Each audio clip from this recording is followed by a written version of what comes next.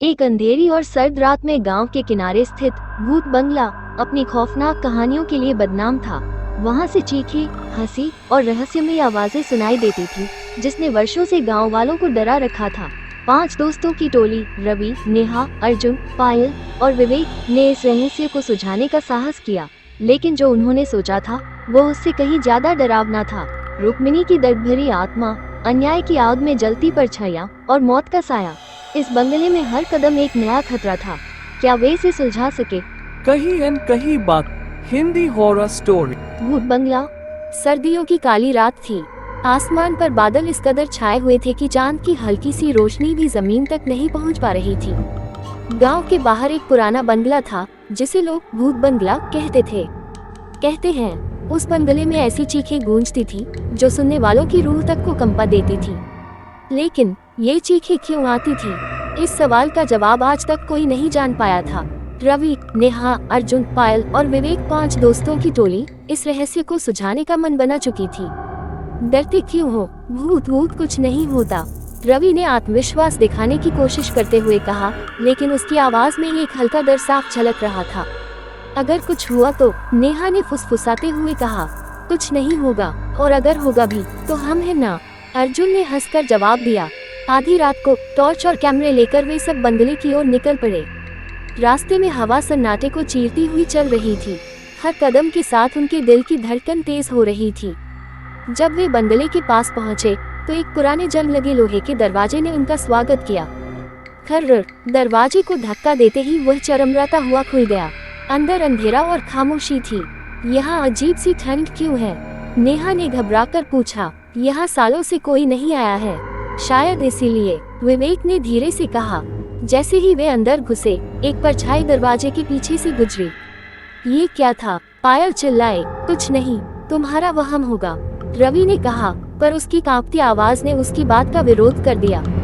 दीवारों पर मकड़ी के जाले, फर्श पर धूल की मोटी परत और छत से लटकते हुए टूटे फूटे झूमर, सब कुछ मानो उस बंगले की खौफनाक कहानी सुना रहे थे।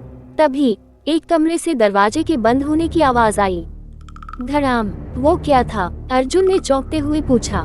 चलकर देखते हैं, रवि ने कहा, लेकिन उसके कदम खुद ही रुक रहे थे।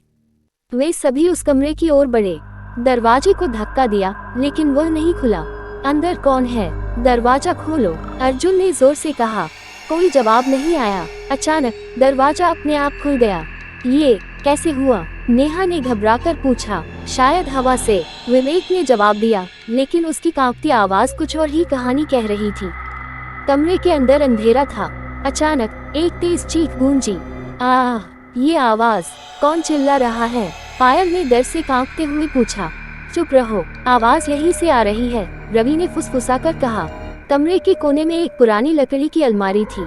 जैसे ही उन्होंने अलमारी का दरवाजा खोला, अंदर से एक सफेद कपड़ा उड़ता हुआ बाहर निकला। आह! ये क्या है? नेहा चिल्लाए, लेकिन वह सिर्फ एक पुराना कपड़ा था। यहाँ कुछ नहीं है, हमें आगे बढ़ना चाहिए, अर्जुन ने कहा। वे सभी बंगले के ऊपरी हिस्से में पहुँचे।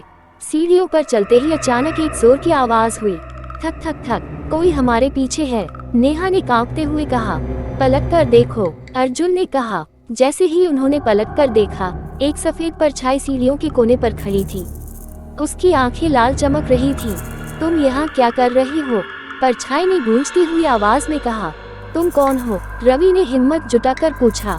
मैं वही हूँ जिसका जीवन इस बंगले ने छीन लिया, परछाई चिल्लाए। परछाई ने बताया कि वह रुक्मिणी की आत्मा थी। रुक्मिणी इस बंगले की मालकिन थी। उसका पति क्रूर था। उसने रुक्मिणी को संपत्ति के लालच में जिंदा जला दिया, लेकिन रुक्मिणी की आत्मा अब भी न्याय के लिए तड़प रही थी। मैं यहाँ से तब तक नहीं जाऊंगी जब तक मेरा बदला पूरा नहीं होता, रुक्मिणी की आत्मा चिल्लाए। हम आपकी मदद करेंगे, नेहा ने कहा। मदद? तुम जैसे लोगों से मुझे किसी की मदद नहीं चाहिए, आत्मा चिल्लाए और पूरा कमरा हिलने लगा। आत्मा ने सभी को कमरे में बंद कर दिया। तुम सबको यहाँ मरना होगा। नहीं, हमें कुछ करना होगा, अर्जुन ने कहा। नेहा ने एक पुरानी किताब उठाई जिसमें आत्मा को शांत करने का मंत्र लिखा हुआ था। सब साथ दो, हमें मंत्र पढ़ना होगा, नेहा ने कहा। उन्होंने मंत्र पढ़ना शुरू किया। ओम शांति शांति, आत्मा चिल्लाए। नहीं, ये मत करो, लेकिन मंत्र के असर से वह धीरे धीरे शांत हो गई। गांव वालों ने पूजा कर दी और सबको लगा कि रुक्मिणी की आत्मा को शांति मिल गई। लेकिन सच हमेशा इतना आसान नहीं होता। कुछ हफ्तों बाद गांव के लोग फिर से अजीब चीजें महसूस करने लगे। रात के समय बंगले से रोने और हंसने की आवाजें आने लगी। एक चरवाहे ने दावा किया कि उसने बंगले की खिड़की में एक महिला को खड़े देखा। उसकी लाल जलती आंखें सीधा उसकी आत्मा में घूर रही थीं। रवि और उसकी टीम को जैसे ही ये बात पता चली, वे फिर से बेचैन हो उठे। ये कैसे हो सकता है? हमने तो सब कुछ खत्म कर दिया था। नेहा ने परेशान होकर कहा।